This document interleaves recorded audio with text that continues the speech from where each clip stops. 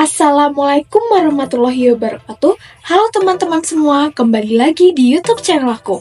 Perkenalkan, nama aku adalah Andila Pramatyasari dengan NPM A1G024009 dan dosen pengampu aku adalah Bapak Muhammad Kristiawan dan Dinda Ike Kurniawati. Di video ini, aku akan menjelaskan materi tentang pendidikan non formal dan pendidikan anak usia dini. Teman-teman udah pada tahu belum tentang materi ini? Kalau belum tahu, yuk simak video aku. Pendidikan non formal adalah pendidikan yang diselenggarakan di luar sistem pendidikan formal untuk memenuhi kebutuhan belajar masyarakat yang beragam. Sedangkan pendidikan anak usia dini adalah pendidikan yang ditujukan untuk anak usia 0-6 tahun dengan memberikan rangsangan pendidikan untuk membantu pertumbuhan dan perkembangan jasmani serta rohani.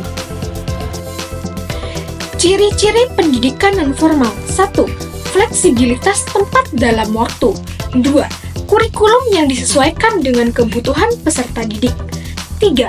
Bersifat sukarela dan partisipatif. Contoh pendidikan non-formal: 1. Kursus keterampilan, yaitu keterampilan bahasa, komputer, dan menjahit. 2. Program keaksaraan fungsional. 3. Pendidikan dan pelatihan kerja. 4. Kelompok belajar masyarakat, yaitu KBU dan PKBM. Manajemen pendidikan non-formal: 1. Perencanaan, identifikasi kebutuhan masyarakat, perumusan tujuan, dan penyusunan program. 2. Organisasi, pembentukan struktur organisasi yang melibatkan berbagai pihak, pendidik, peserta didik, dan komunitas. 3. Pelaksanaan, implementasi program dengan metode yang sesuai dan penggunaan sumber daya yang efektif. 4. Pengawasan dan evaluasi, monitoring pelaksanaan program dan evaluasi hasil untuk perbaikan berkelanjutan.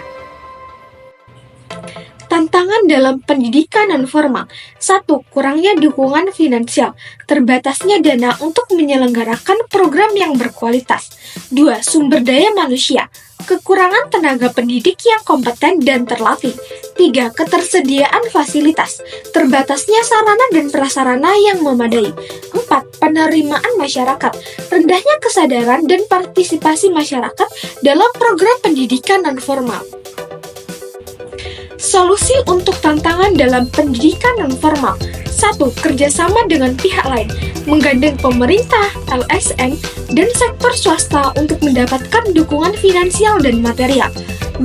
Pelatihan pendidik, menyelenggarakan pelatihan bagi pendidik untuk meningkatkan kompetensi mereka. 3. Pemanfaatan teknologi, menggunakan teknologi informasi untuk memperluas akses dan meningkatkan kualitas pendidikan. 4.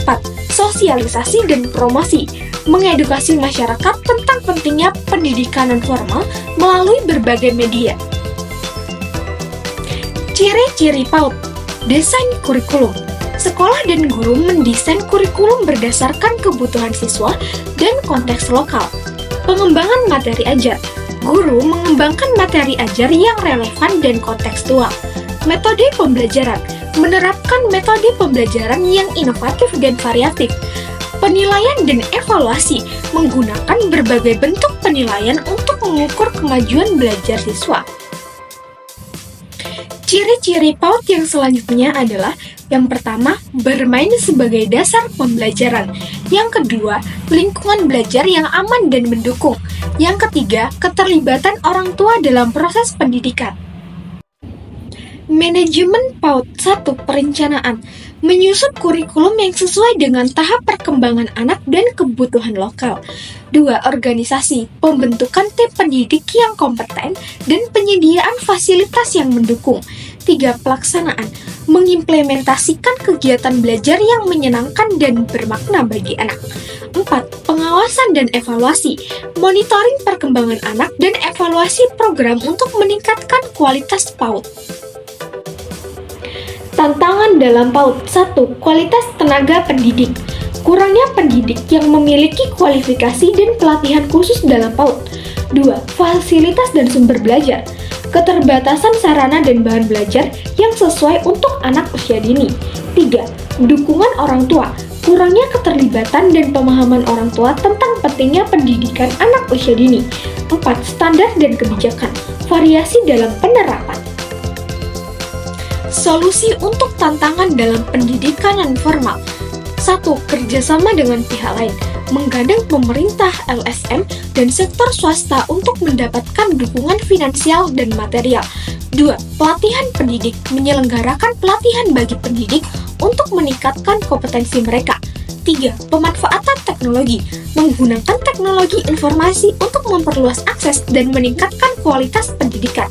4. Sosialisasi dan promosi, mengedukasi masyarakat tentang pentingnya pendidikan non-formal melalui berbagai media. Sekian video pembelajaran yang dapat saya sampaikan, lebih dan kurangnya mohon maaf. Wassalamualaikum warahmatullahi wabarakatuh.